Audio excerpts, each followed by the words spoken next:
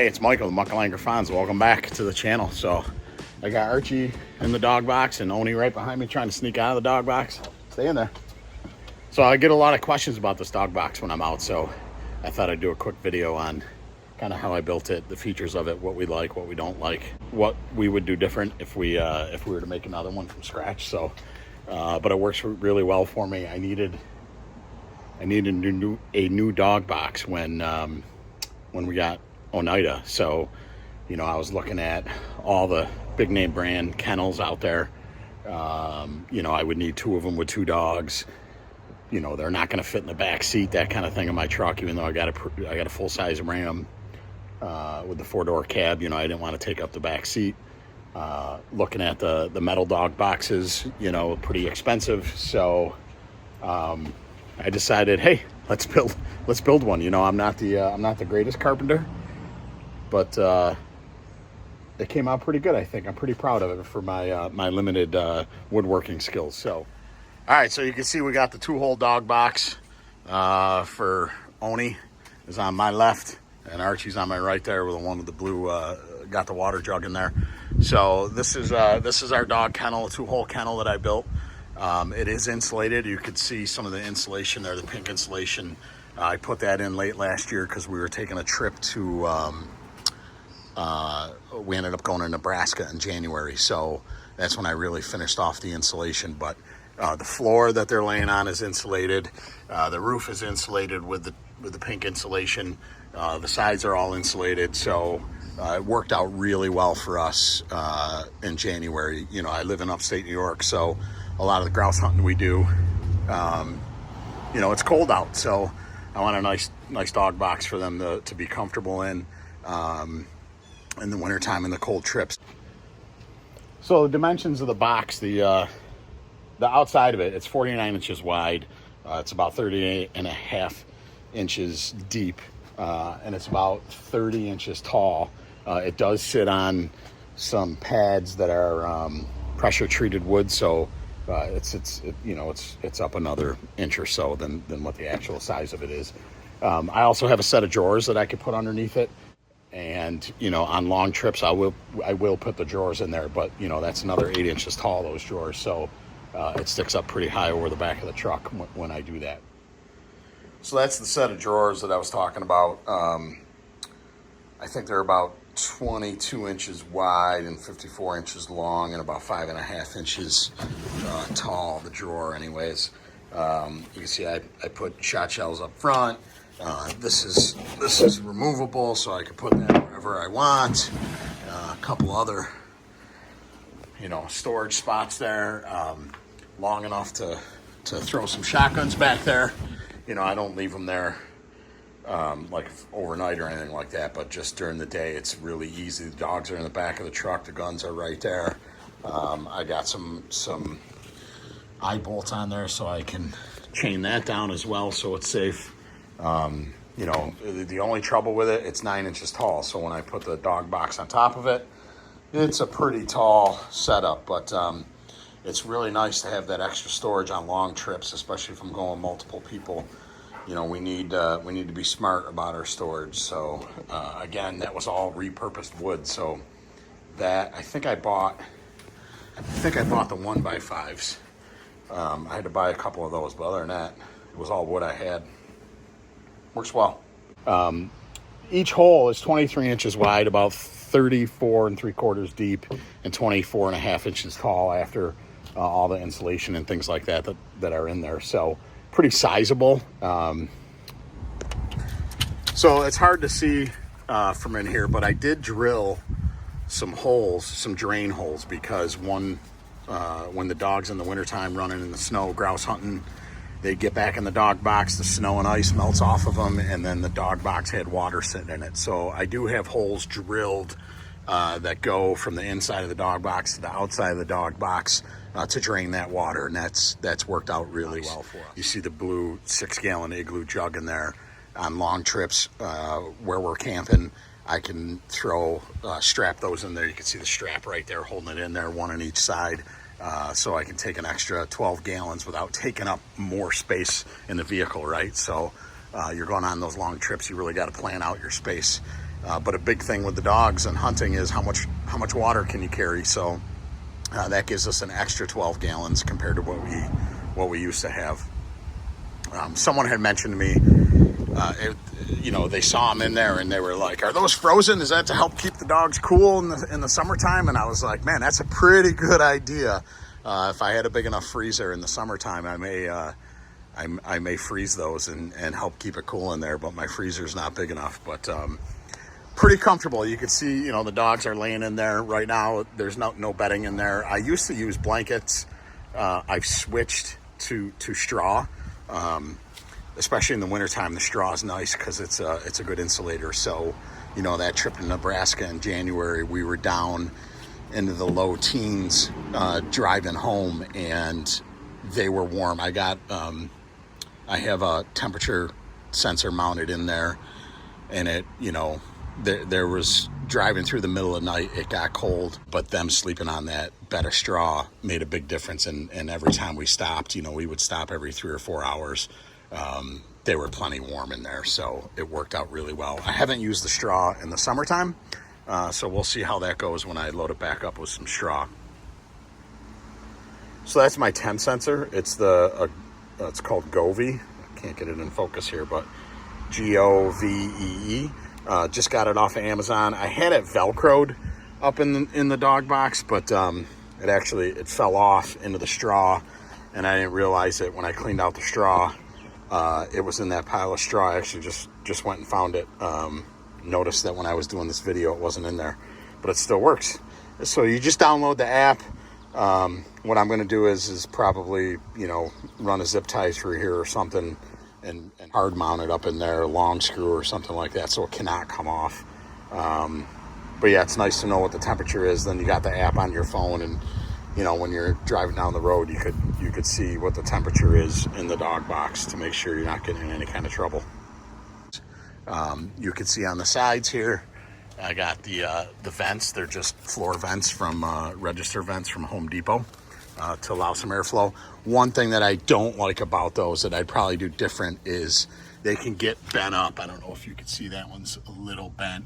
Oni had destroyed one, when they paw at it, and they pretty much leave them alone. But if I had to do the vents over again, I'd order those online, probably, that are like the disc ones that you see on the aluminum dog boxes.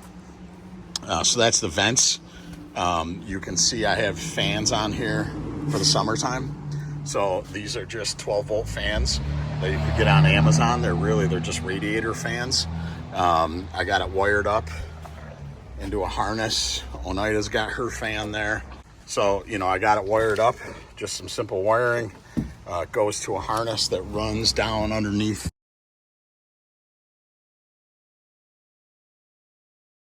So that harness runs down to that trailer wiring. You got to figure out, your wiring on your truck so you know what's positive and ground.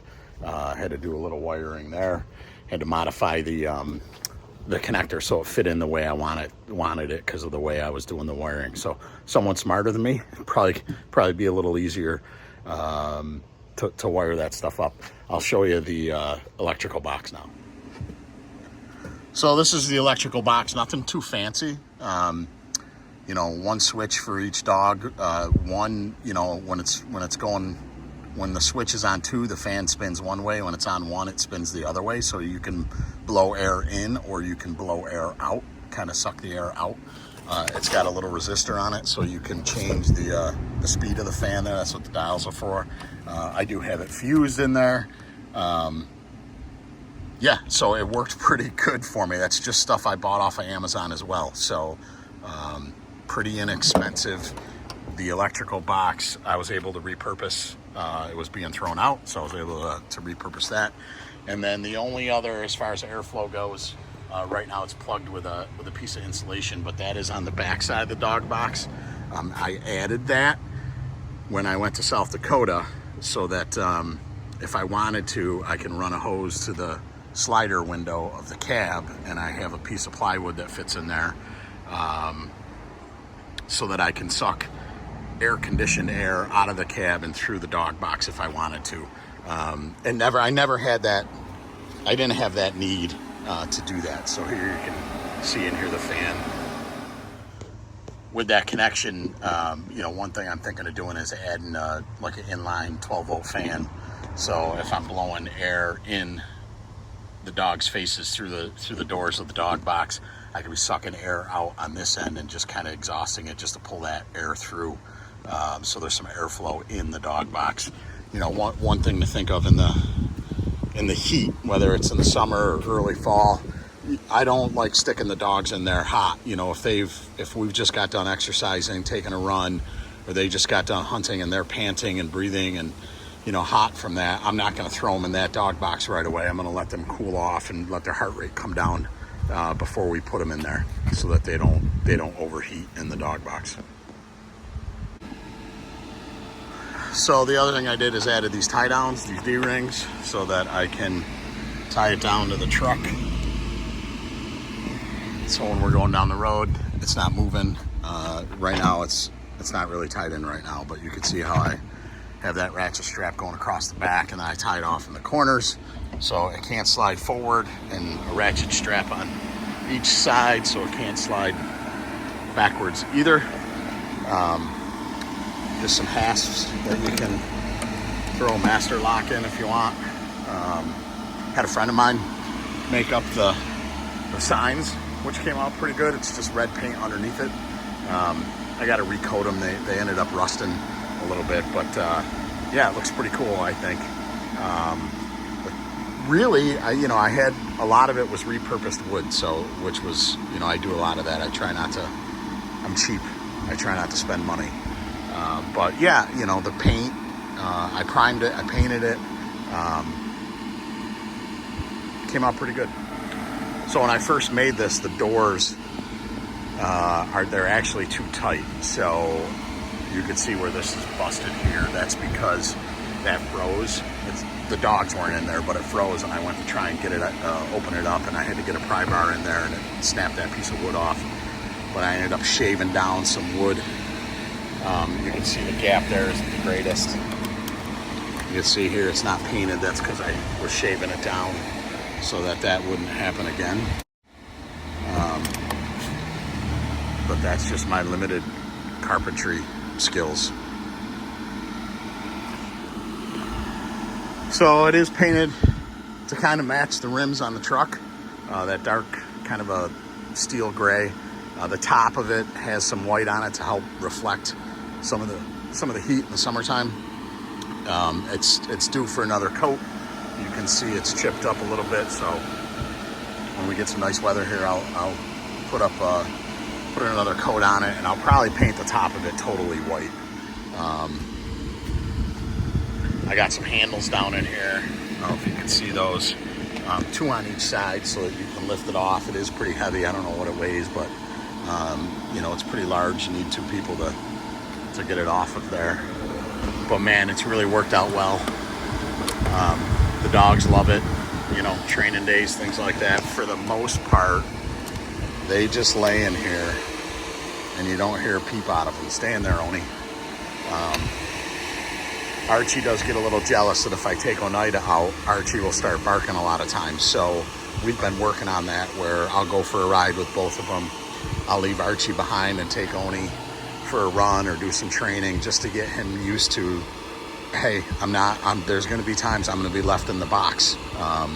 There's nothing worse when you're at a hunting camp or you're with some other people and the dog is just whining and barking the whole time. So I try and get them used to that, so they're not annoying when you're at camp. Maybe you're at a training session with your friends, with a group of people you train with.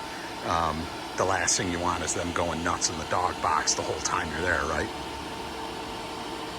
Yeah, so that's it. That's our dog box.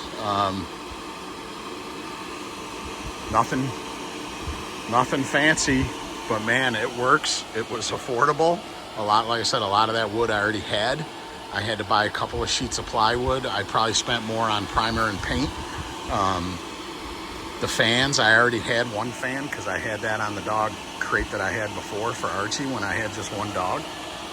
So yeah, you can see there's probably more room than they need. Certainly there's more height than what they need. So at the very least, I do wish it was shorter. And then when I do put the the drawers underneath there, it would be much better. I think it's safe, you know. Certainly some of those plastic kennels are, you know, they advertise them as crash tested. I'm not crash tested, but I lock that thing down. As long as I don't flip the truck, I think they'll be all right. But it certainly does make it easy and safe versus having them in the cab of the truck bouncing around and they're not in a crate. Plus it looks cool. Right, Archie? Huh? Yeah, let's see. Tony's really taken to it. The fans are on, they like that. So that's what it looks like with the tailgate up. A lot of times I move the fans up when the tailgate's up, just so it does get more airflow.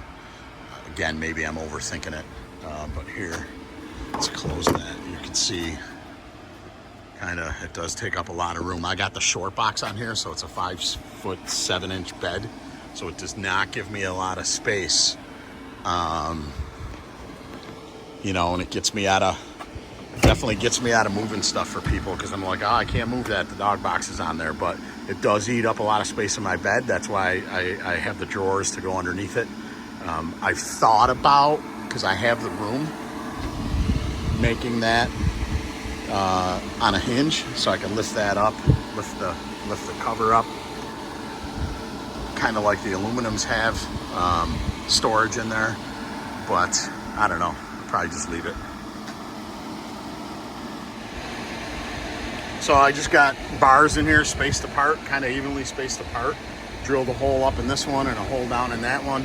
I made the hole up here deep enough that I could push this rod all the way up, clear the wood, and then drop it back down in there. So they're kind of tight too. I got the dog bowls. I think I ordered the dog bowls off of Amazon as well. They just clamp on there. It's just a couple of wing nuts. The fans, I did put a little bit of cage wire on there. I don't know what the garden wire or whatever it's called. Really, so they don't, if they're clawing at the door for some reason, that they're not getting their paws in there in the fan. So the other thing I do with the fans, I can run them off the truck's battery like I do here. It's just wired through that, like I said, the trailer hitch wiring.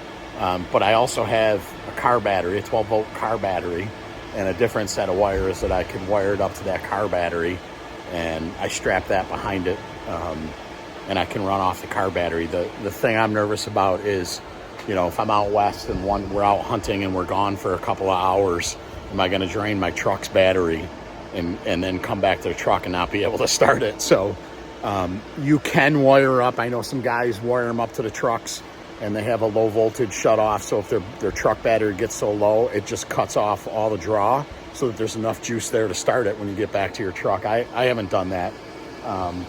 The other thing I do have some cordless fans, like the Ryobi fans with the rechargeable batteries, so I can always do that.